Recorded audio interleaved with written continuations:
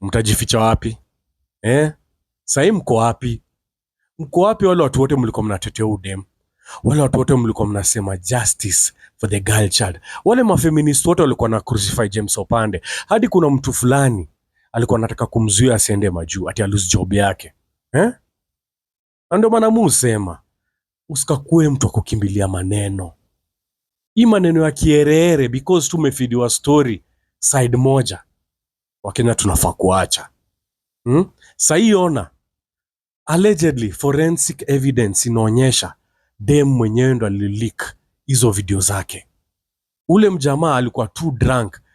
Yaani kumbe allegedly ati hizo video zilisendewa kwa WhatsApp yake, then kutoka kwa WhatsApp yake ndo ikasend kwa Telegram. Yeye mwenyewe ndo alijitrendisha. Na anatumia jina allegedly. Loki, kumbe umshi alikuwa anataka tu fame, alikuwa anataka clout. Maybe mboka alikuwa imeenda chini. Alafu tena nini imefanyika?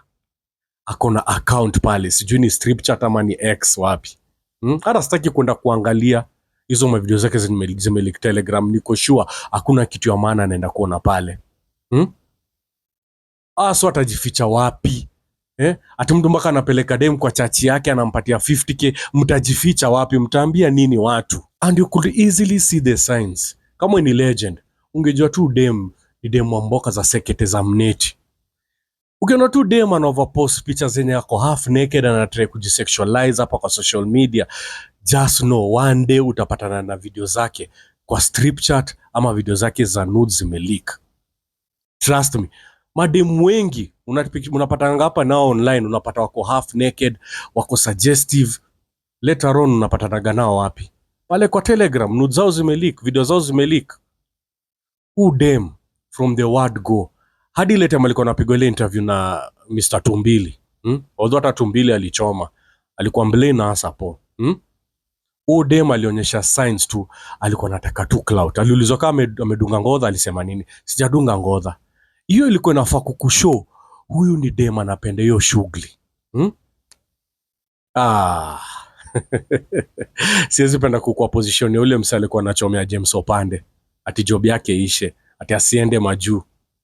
Siwezi penda kwa position ya ule pastor alikuwa anadunga ule dem 50k sasa ati amekuwa member wa church yake. Amejiembarrass. Watu wamejiembarrass hapa nje. Before defend mtu, manze, make sure umetake time yako. Kwa sababu time always tells.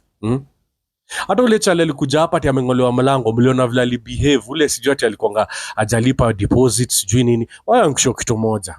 Ukiona tu mtu yote anatafuta justice hapa sana, mtu anajirecord alafu analia alafu machozi hazitoki. Mtu anatafuta sympathy kwa social media. Just know it is meant for manipulation. Hiyo ni kitu muambiaga watu. Na kama anasema uongo, endo angalia zile video nimefanya about them. Nilimshuku from the word go. Mimi nilikuwa nashindwa kwani Wakenya ongezwa box haraka aje? Kwani hizi cheki udem anatafuta tu ni mboka tu anachapa. Kuna vile tu yaani mboka yake ilikuwa imeenda down akaona low key nikijiexpose kuna vile itanipatia ka clout na traction kiasi.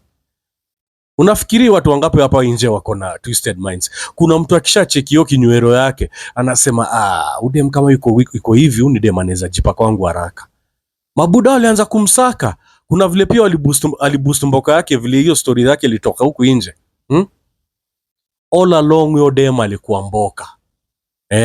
Wakenya tunafaa kuacha kitu inaitwa nini? Kiherehere. I go by the name Stamina Gusto. Omosio mobe esimba. Enda pale kwa YouTube, subscribe to this channel and make sure select your bell button so that anytime na post ama na upload a new video ukwe notified na usipitwe. Until next time, salute. Asituonane. Stamina Gusto.